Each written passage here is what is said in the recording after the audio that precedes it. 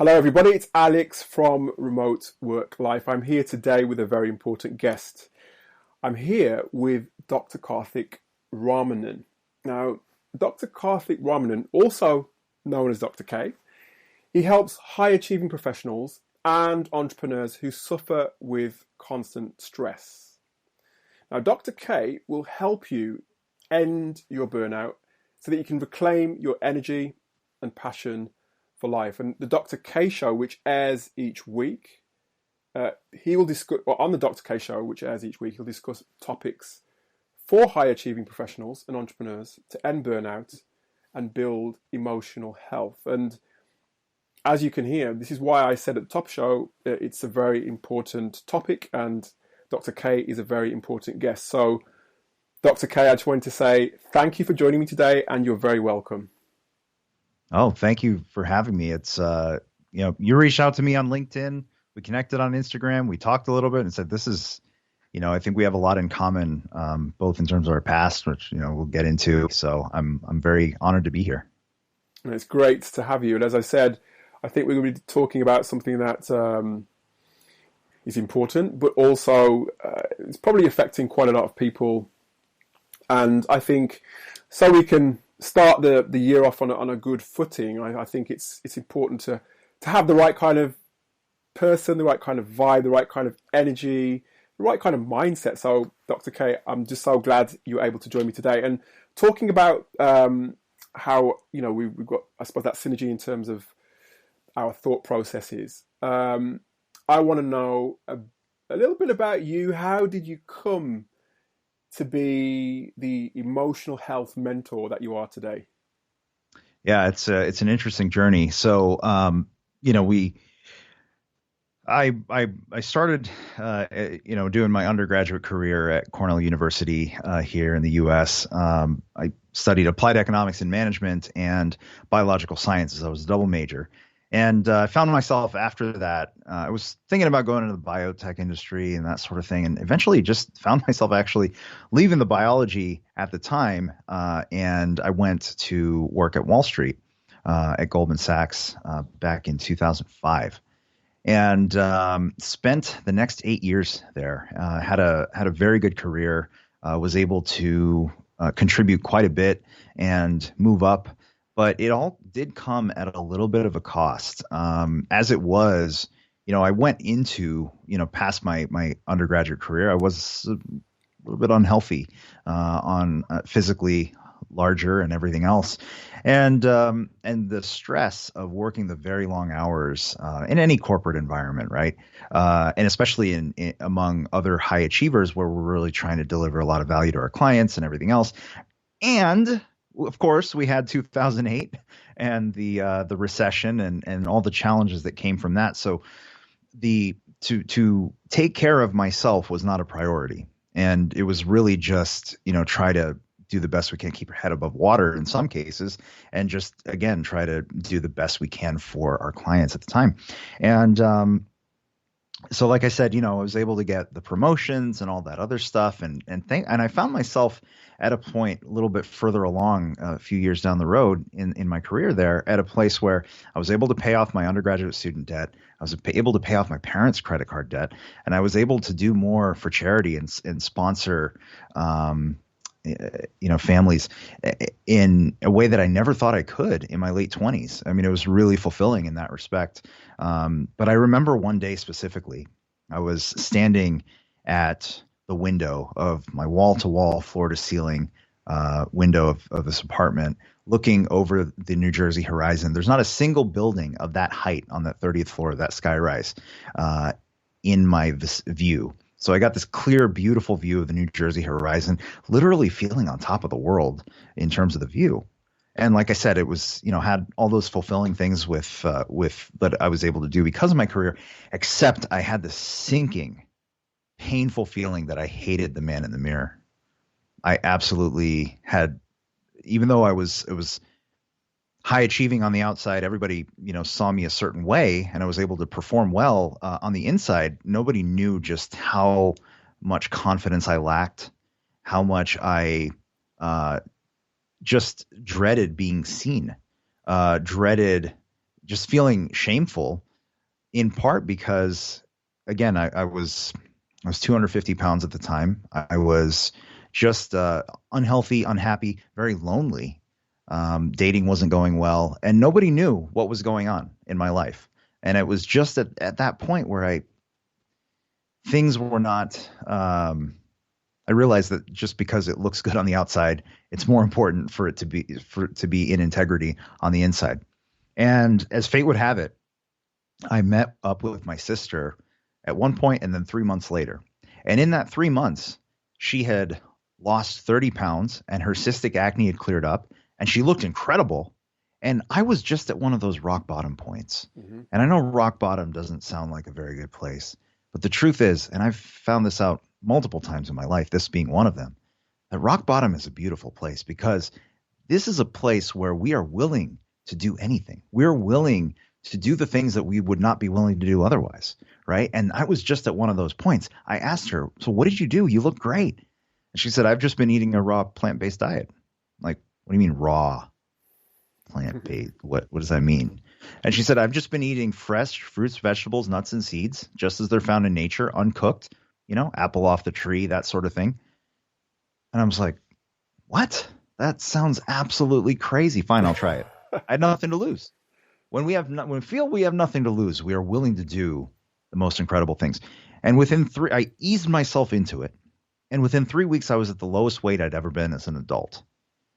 And that's when something clicked in my head. And I said, wait a second. What if I can have the body I thought I never could have? What if I can have the physical attractiveness that I never thought I would have? What if it is possible? What if I could be different? And I didn't know what it looked like. I didn't put any expectations on myself. I just started eating this way.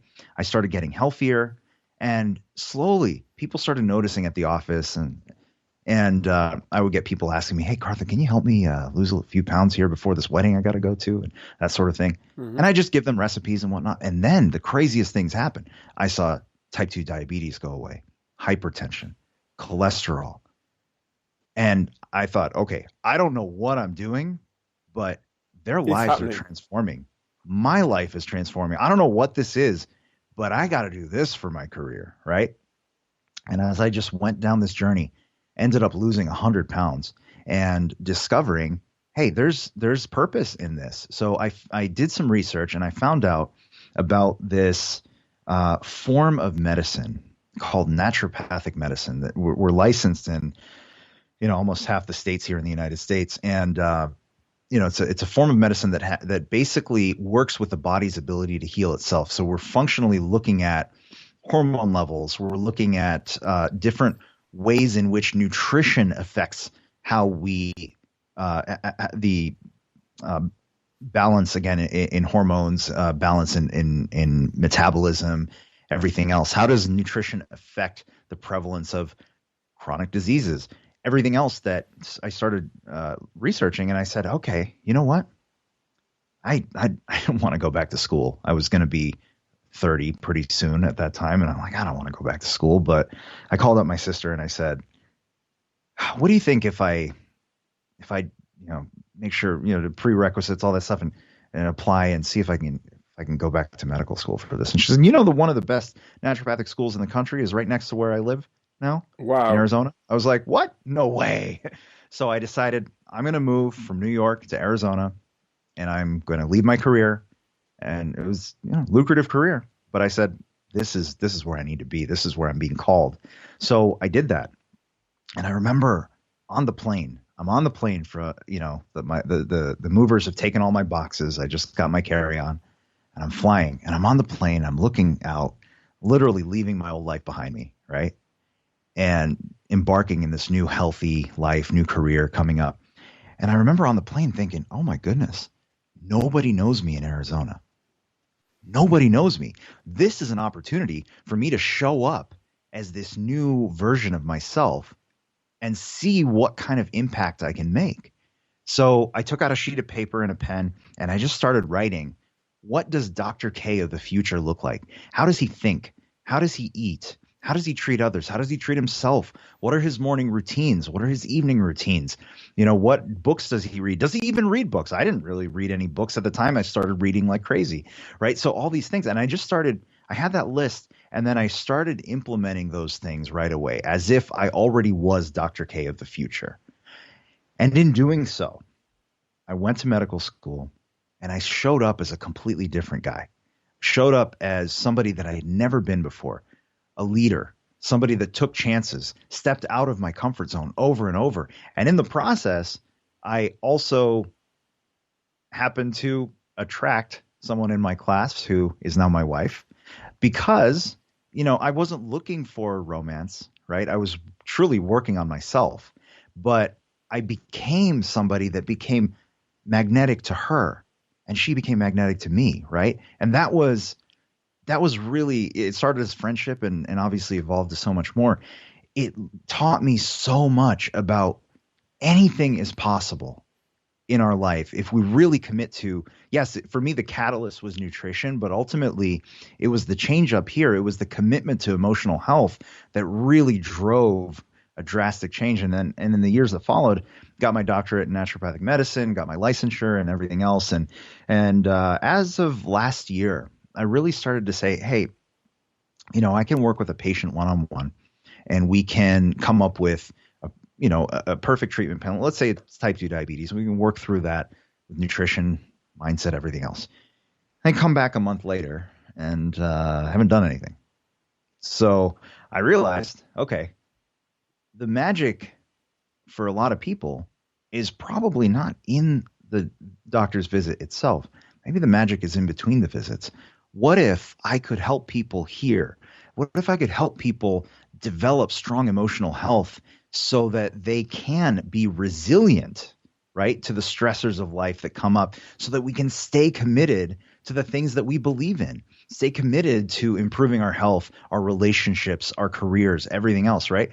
So I decided, how could I go about doing that? And I thought about, well, why don't I shift my focus toward that educational component of it, right? Whether it's creating content online, doing online workshops over the course of, depending on the topic, up to even 90-day workshops, so that we can really build with accountability how to grow into the person that we wish to be. And that's how the emotional health mentor came to be.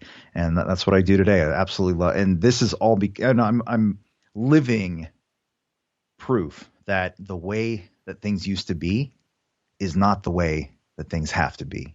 And it's really up to us to take charge of our life and get the resources and the help that we need in order to live the life that we know we want. No, it sounds good. And you've just really made a turnaround in terms of your life, I guess, your entire life by the sounds of it. And yeah, you found your calling. You're on your way in terms of using all the information that you gathered about your career and the things that didn't work, and now you've translated that into your business and helping other people, which I think is like the ultimate in terms of purpose. And so tell us about your business and I did give some hints in the introduction, but who do you serve and why is your service so important? Well, it's like I said, I come from whatever you want to call a high achieving background, whether it's Ivy League university, Wall Street, medical school. I completely understand the mentality of overachieving, perfectionism, dealing with imposter syndrome and acting through it anyway. All of those challenges, hoping that at a certain level of achievement, we can feel good about ourselves, and knowing that day never comes. That day never comes, because you can't out-achieve self-criticism. You can't out-achieve burnout. You have to really, go about it in a different way. The way I explain it is this, right? So imagine you're, from a personal development standpoint, you're a block of ice at 0 degrees. All you want to do is to get to 32 degrees. 32 degrees, melt and become free-flowing water, energetic, able to adapt, powerful, loving, right? That's the person you want to be. So at 0 degrees, you start to read the books. You'll listen to podcasts like ours, right? You start to go to seminars. Maybe you go to therapy. Maybe you go to a functional medicine or a naturopathic doctor, get your hormone levels checked, everything. You get better and better and better and healthier and happier, right? 5 degrees, 10 degrees, 15 degrees. Somewhere around 20 degrees, 25 degrees, you look at yourself and you say, I'm still a block of ice. Has anything really changed? I go to a seminar, I get really excited for 2 weeks, and then all of a sudden it's back to before. I don't feel like I'm really changing. But really, is it that 1 degree from 31 degrees to 32 that makes the state change from ice to water? It's not. It's the latent potential energy that's been changing all along the way. It's just that we haven't gotten to that breakthrough point yet. But what people don't realize is that the work that it takes to go from 25 degrees to 32 degrees Fahrenheit is not the same that it takes to go from 0 degrees to 25 degrees. And as an emotional health mentor, I help people go from 25 to 32. Wow. And I love the analogy. I love it. And actually, one thing I wanted to ask before we get into because we're going to talk a bit about emotional resilience, but if somebody is, I guess, recognizes any of the symptoms that you've described, other than obviously getting in touch with you, I'm obviously going to leave your details in the show notes as well.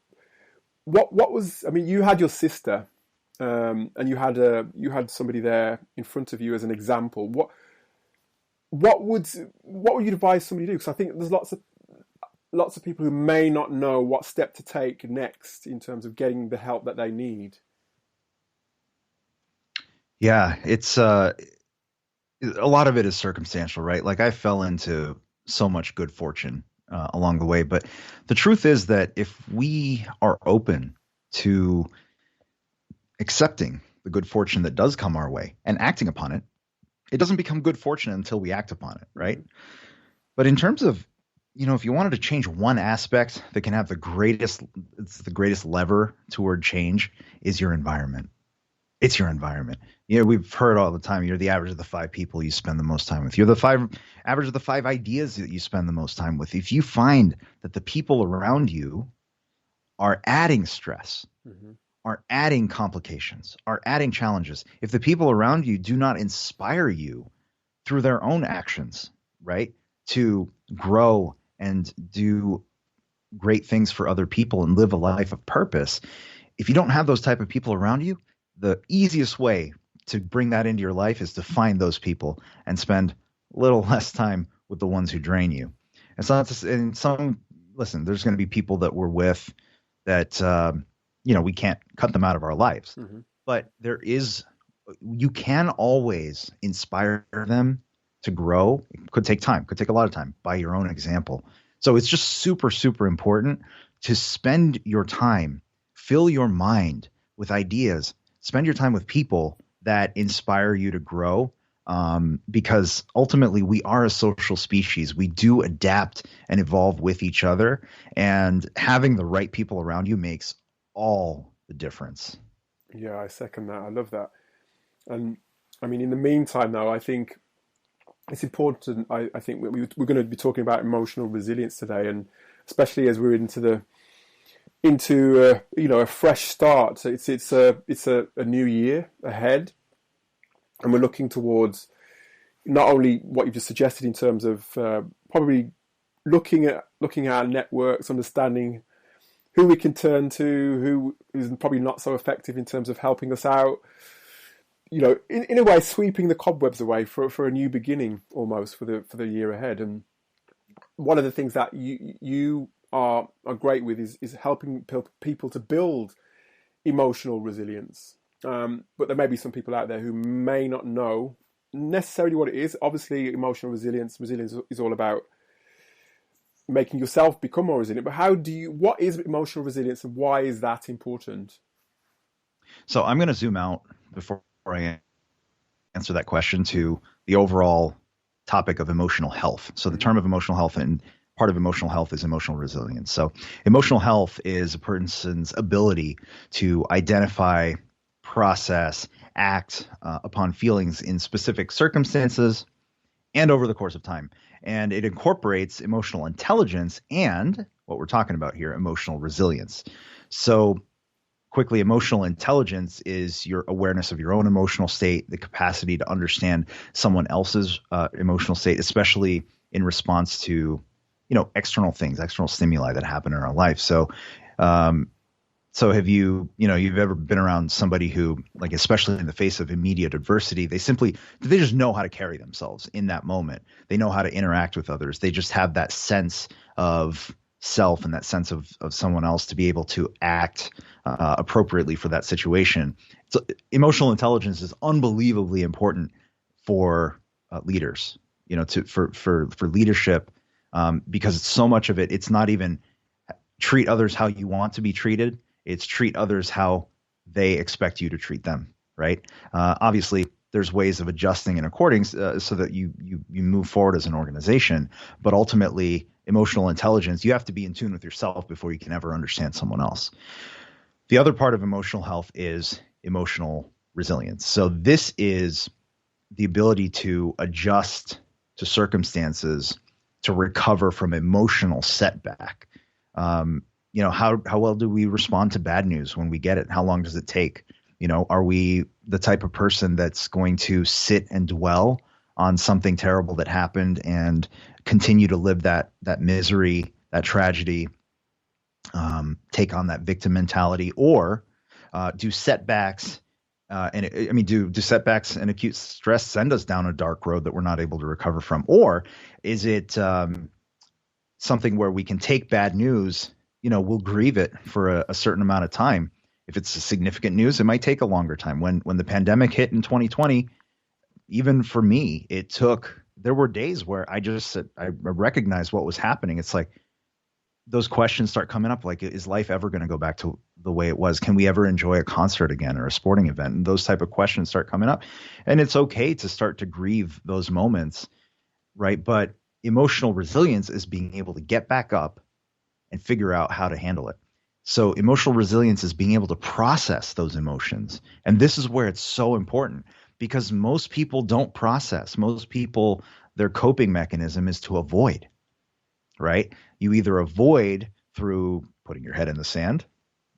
That was me a lot of the time. Avoid through, could be alcohol, could be drugs, could be overeating. That was also me, right? And so to not be able to process emotions leads to lack of emotional resilience, because once you've processed an emotion, then you can have the clarity to say, okay, what are the things that I can control? What are the things that I cannot control? Let me focus on the things that I can control. So what does that end up looking like? It also ends up looking like, how do I avoid situations that will put me in a negative headspace, right? So emotional resilience is about as much prevention as it is processing and moving forward. So it's really about how quickly can you return to your fully functioning state of mind. No, it sounds good.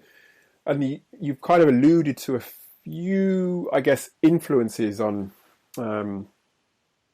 emotional resilience. Are there any that perhaps that you didn't experience yourself that might, some of our audience might recognize? Any typical triggers, I guess you might say? Oh, absolutely. I mean, so much of it is based on our own individual past, how we were raised, the ideas that we were raised with, the beliefs about ourselves, trauma, right? And sometimes trauma is significant trauma, like we talk about, and that unfortunately a lot of people go through, abuse, or loss, significant loss when they're children. Sometimes trauma is not even. Sometimes, I talked to a lot of people. Some of my clients were like, "Hey, I didn't have those challenges growing up, right? I didn't have those problems, those traumas when I was a kid, but I still can't shake the idea that I had a poor childhood. I still can't shake the idea, that negativity toward themselves. Still, again, high achieving people, by the way, very high achieving. You wouldn't know it necessarily talking to them up, initially, but so." Yeah, trauma has a big part of it, but it's just those experiences. Because sometimes, it could have been as simple as you're 7 years old, parent comes back after a long day, and, maybe they're tired. They say something innocently, but for a child, that can translate not into, parent had a rough day, could translate into I am not enough. They don't want to spend time with me. And then as we grow up, those seeds start growing into full trees, these full belief patterns of I am not enough, I'm not good enough, I'm not smart enough, I'm not good looking enough, I'm not fit enough, I'm not healthy enough, I'm not capable enough, fill in the blank. And some people cope with that over the course of time by out achieving. It's like, I'm not good. You said I'm not good enough. I'm going to show you. And they just out achieve. And ultimately, they don't even remember how the idea came into their head. Somebody else's voice became their own, and running from that negativity inside our head saying we're not good enough. So, but ultimately no level of achievement erases that negative voice. So that influences emotional, but really it's the environment all along. Like, who did we grow up around? Who were the good influences around us? Did we learn coping skills at a young age, or did we not? Most people don't, unfortunately. I wish, if there's one thing that I wish we could add to curriculums in school, it would be, well, two things. One, personal finance, super important. Number two, actually, I guess number two would be personal finance. Number one would be coping skills, because if we could develop strong coping skills when we're younger, it would give us so much of a better chance to move through life with much more resilience, so that when it's not a matter of if we get knocked down, we all get knocked down. Life happens. Things happen. We experience loss. We experience accidents, the things that blindside us, terrible things, right? Or it could be something that was not even in our direct life, right? The pandemic affected all of us, right? Initially, it affected all of us. And then as time went on, it affected some of us individually as well, whether it was family members, whether it was ourselves, right? But initially, when, for a lot of people, when the lockdowns first hit and everything else, it was, we hadn't come in contact with it ourselves, or we didn't even know anybody who did. But now all of a sudden, life as we know it has changed. Coping skills, grieving, like these are really, really important to be able to go through. And it's really the foundation for emotional resilience. But there are more things to it, and we'll talk about here pretty soon when we talk about tips and whatnot. About the 5 pillars of emotional health. No, excellent. I love that. And talking about coping skills, there's actually a couple of questions to that, because it's phenomenal, isn't it? The especially as a child. I'm a Gen Xer, so growing up, if somebody, if I was going through a rough time, either at school or sometimes even my family members, they'd just say, come on, stiff upper lip, and kind of, you get through it, and you kind of just try to build your own sort of shield, your own resilience in that way. And you try and, I guess, in a way, trying to develop your own coping strategies, your own coping skills, as you were saying. But I don't think that is enough. And like you said, it's something that probably should be, certainly should be taught in schools.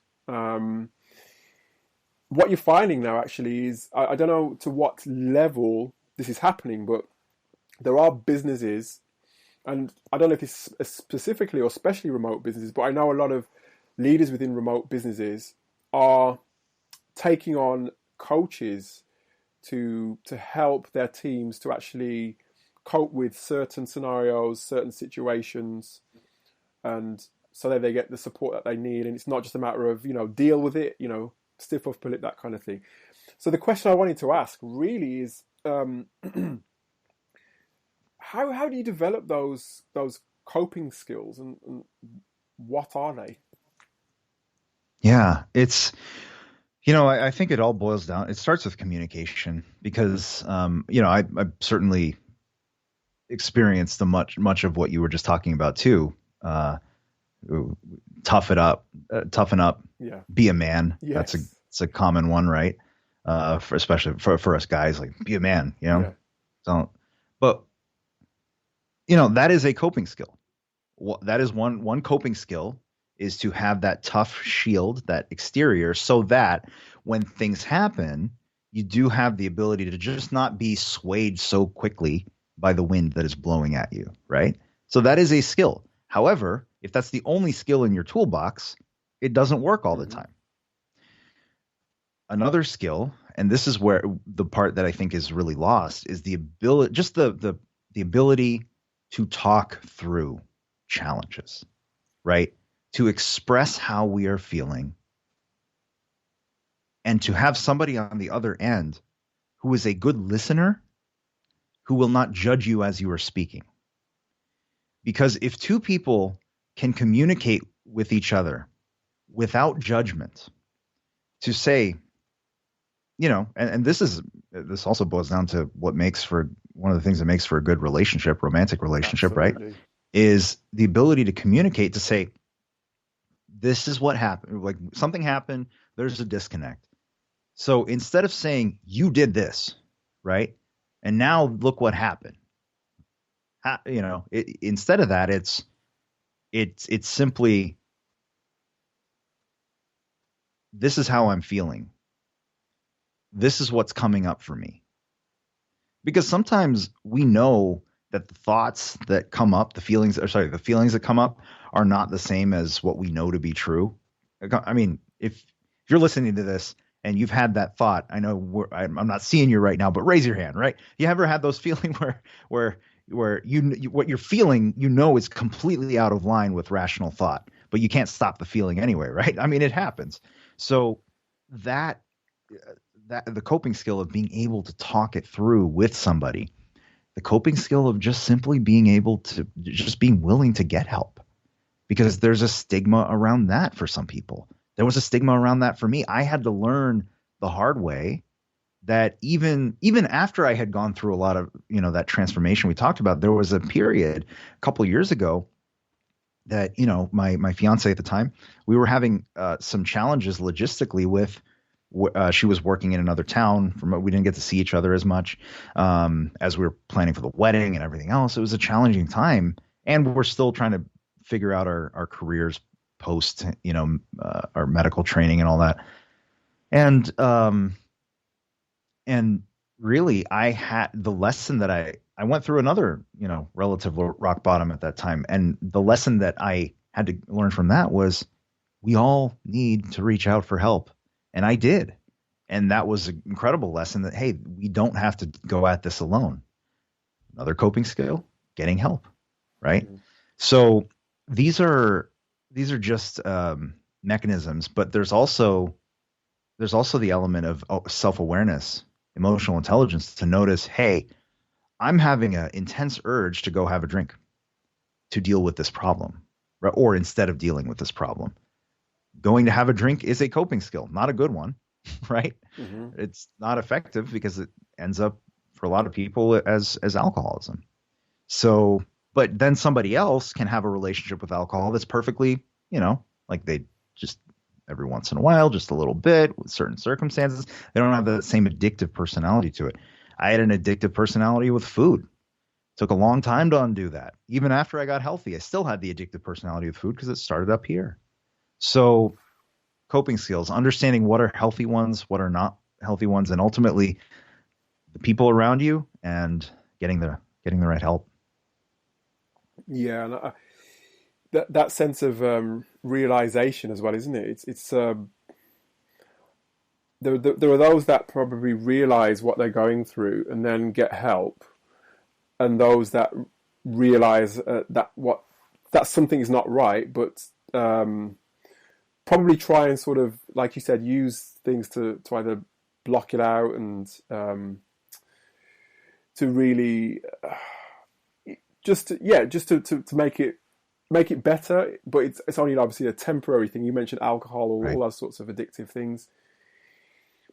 Actually, another question, which is actually just come off top of mind, in terms of if you see one of your team, your colleagues, your friends, your college friend or whatever, and you suspect that they're going through something like this, this is quite close to home for me. If you suspect that they're going through something themselves, how do you broach that subject with them? How do you actually kind of, because nobody wants to think that they're sort of their mind is probably not in the place that it should be.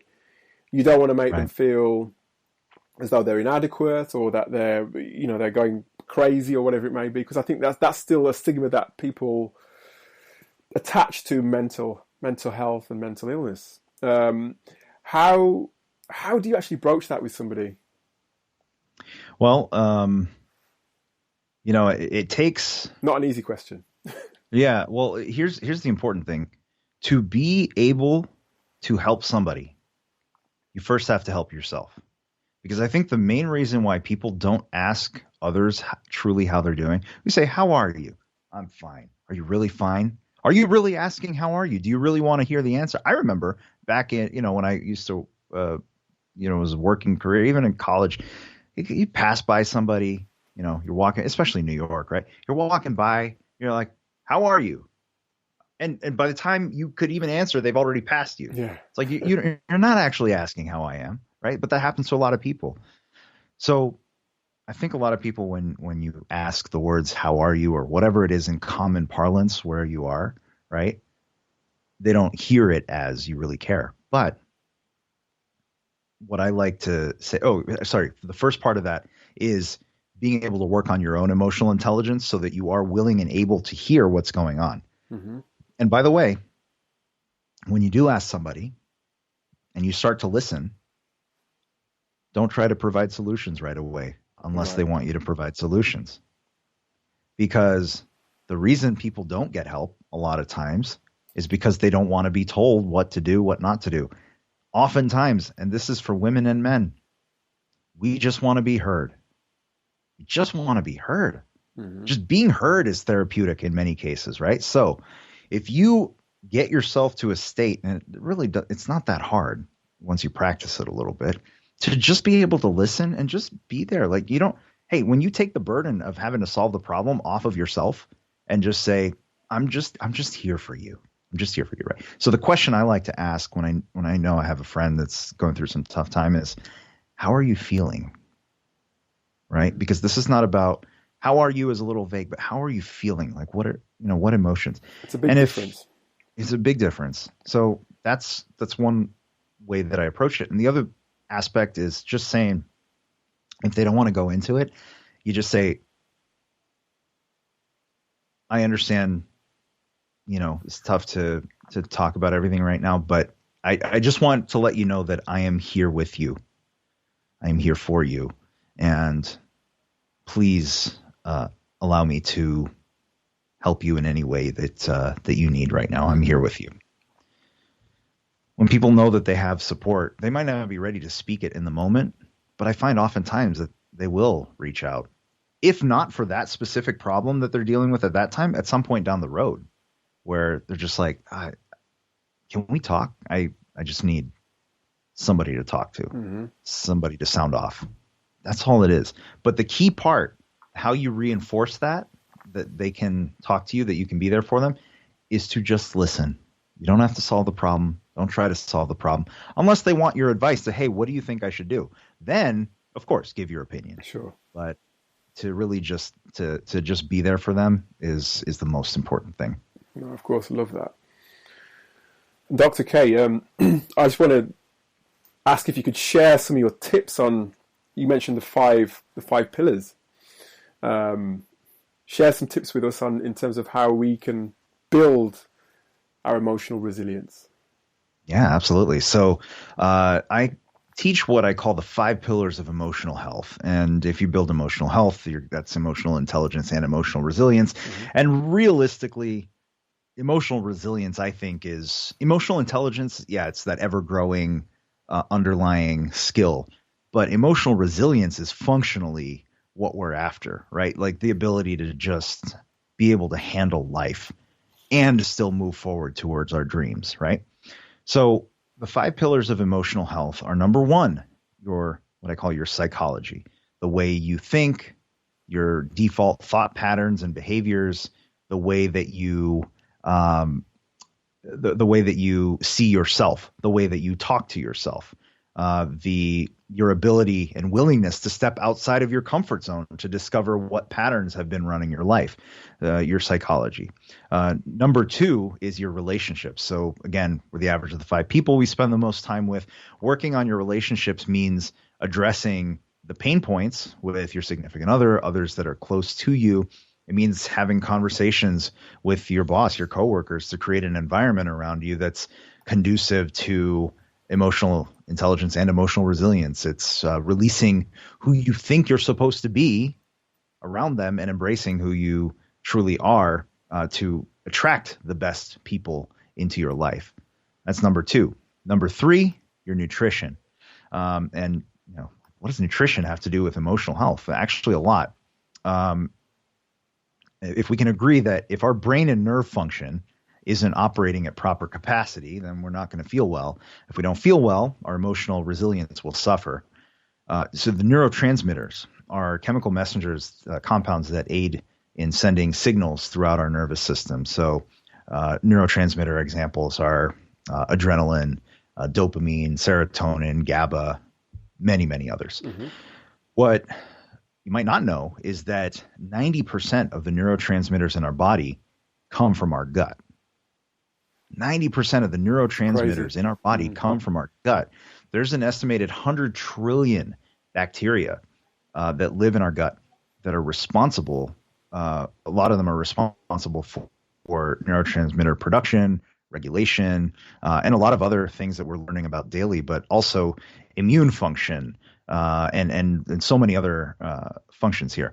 So the bacteria provide us the essential compounds that we need for the function. We provide them a place to live. So it's this nice symbiotic relationship. But the types of bacteria that grow that give us that optimal function depends on the food that we eat.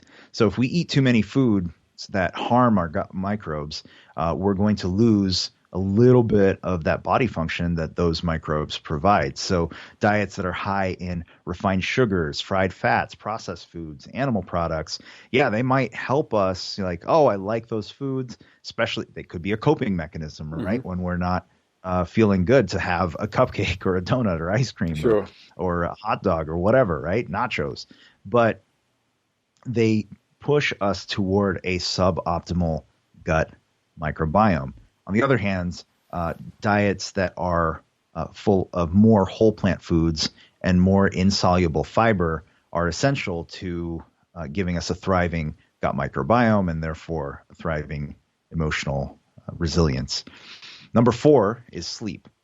So let's be honest, right? High achievers are like, sleep is for the weak. I got this project. I'll sleep later. I'll sleep when I'm dead.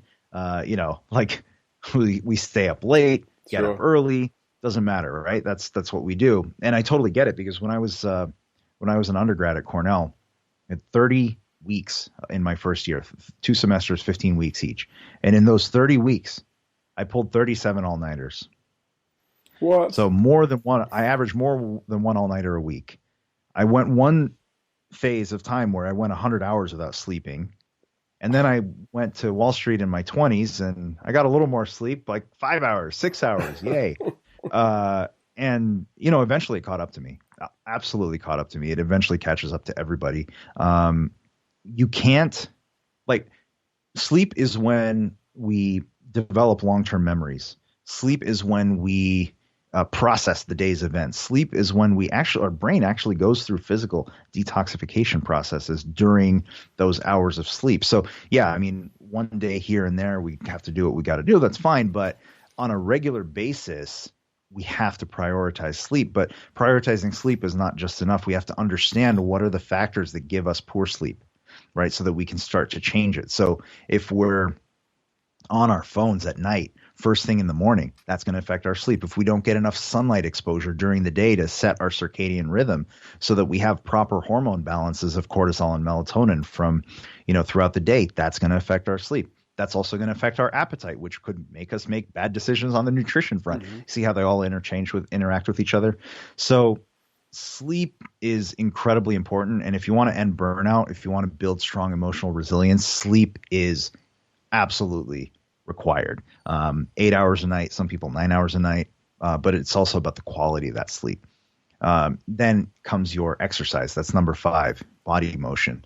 Motion dictates emotion. Think about how great we feel after a workout, right? That endorphin rush, your blood's flowing, you're getting blood to your brain. It feels in those moments that your mind and your body are in sync. Sure. And that's what we want to create in all aspects of our day.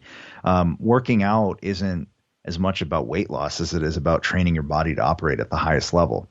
So if you want to feel good, you want to feel your best, there's really no substitute for moving your body.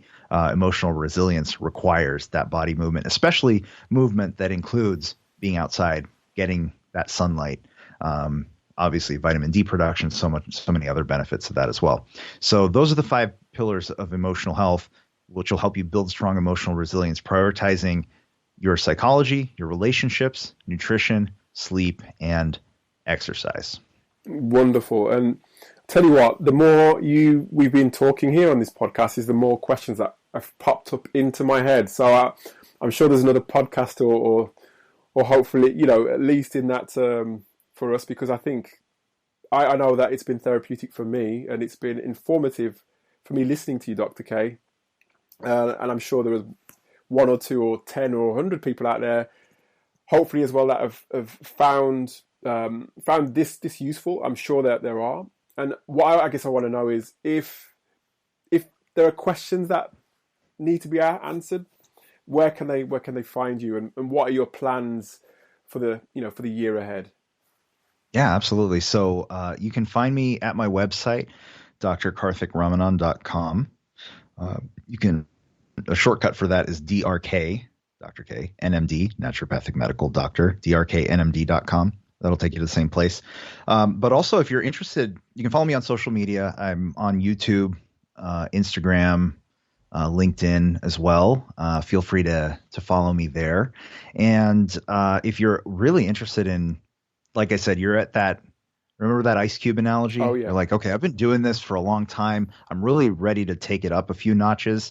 If I do have several workshops, online workshops, that are open to anybody in the world, starting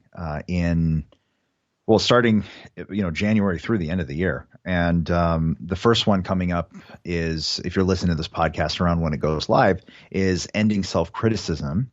And self-criticism, it's really designed for, again, the high achiever who's desperately ready to stop being their own worst enemy, to move past imposter syndrome, to move past procrastination, to move past self-sabotage, and to really live into that realm of being kinder to ourselves so that we can be better for the people that we're serving. But so you can go to endselfcriticism.com for that, or just to see what's coming up on the calendar for the months ahead, go to emotionalhealthworkshops.com. You can bookmark that one, emotionalhealthworkshops.com. I'll be updating it constantly with the new stuff that are coming out, so you can get the help that you need and move forward, really to stop chasing joy and begin living in wonder. No, it sounds good. And what I'm going to do is I'm going to put all the links that we need so that everybody can access the help that they need. I'm going to put the links in the show notes. So check out, if you're on Apple or Spotify, wherever it may be, just scroll down a little bit to the show notes and check out the links below and speak to Dr. K via the links. But Dr. K, it has been an absolute pleasure. It's been an eye-opener. It's been informative. As I said, it's been very close to home for me. So there's a few tips that I'm going to be taking away from this and sharing as well. And just wanted to say thank you to you for joining me today. And yeah, let's keep up to date with what you're doing and let's keep in touch. Absolutely, Alex. It was such a joy to chat with you today, and definitely, we'll do a part 2.